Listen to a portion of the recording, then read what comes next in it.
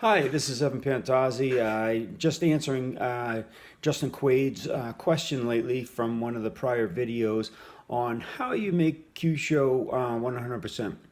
Well, I'm sorry to inform you that there is no 100% in anything.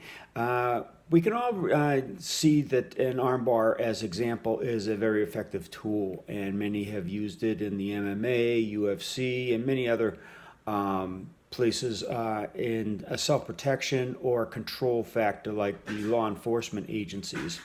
However, it doesn't work on everybody. For example, Matt Hughes was working with a Gracie brother in one of the UFC bouts. I don't remember which one. Had him in an arm bar that would have broken just about anybody else's arm. But Gracie held his composure and finally escaped that. So no 100% are available.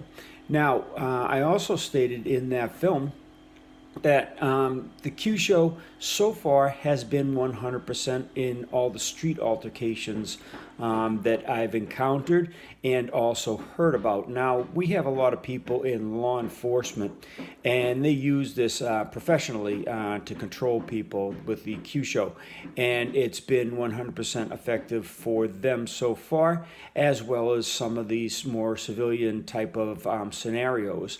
There was one story I related on another video, can't remember which one, where a woman was crossing a bridge over a river in her country and saw another woman on the ground with a man standing over her.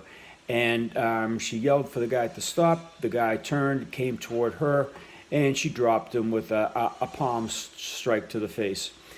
She grabbed the other girl and went off on her way.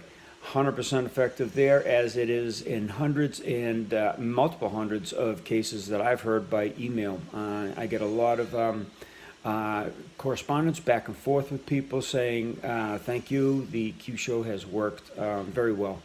And so out on the street, you got to remember, you have far more intent than you do in the dojo. The dojo is just a place where you have a friend that's willing to try something with you and experience it, but at the same time, they have a restraint, you have a restraint, you're holding back.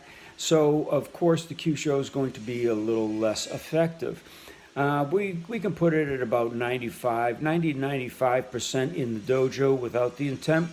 But when you get a little spiced up, like in testing, we see the people drop an awful lot faster, even though they were considered like non-responders.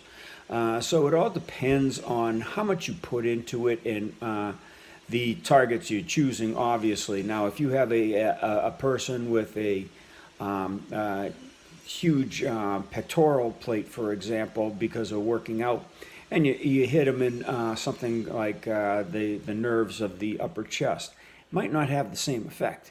You have to learn how to read the body, where the strengths are, where the weaknesses are.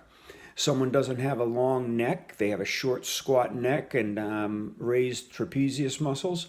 A shock to the side of the neck or the front of the neck or the back of the neck is going to be more difficult. It's not going to be as reliable because of the condensed muscle structure, the deeper set nerve tissue, as well as possibly some fat tissue there as well, and your ability to get a clean shot off on a nerve. So again, nothing's 100%.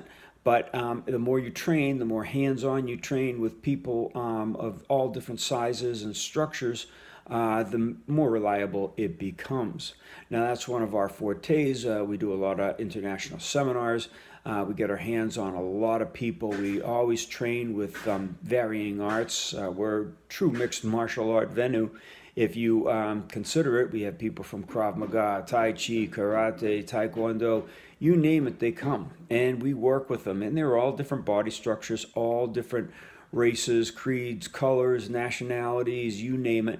It never really mattered on what region of the world they were from, East Coast, West Coast, or north or south of the equator. The people that are in the hotter climates, let's face it, they're going to be a little bit more relaxed. So as they're relaxed and their body isn't as tense from the shivering, yeah, you could drop them probably a little easier because of the heat factor, not so much the geo location of them. So to answer your question, you need to use better tools. Again, you had stated you worked with another Kyusho organization. Now, here's the main difference. They just use pressure points. Now, pressure points, as I've been clamoring about for a few years now, is not the working mechanism. So if you're trying to train with those pressure points, then you're using a weaker area. And yes, it's possible to get an effect if you targeted a pressure point, because if you go deep enough, you're going to be striking some other structures as well.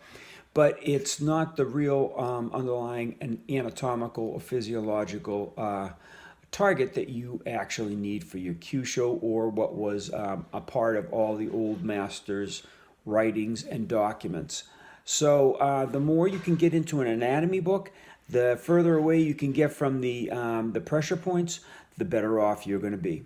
So I hope this answers your questions. If you guys got more, please fire them this way, and we'll be answering them. Please also subscribe to the station and hit the like button, and we'll continue on with this series to answer your questions on the Kyusho.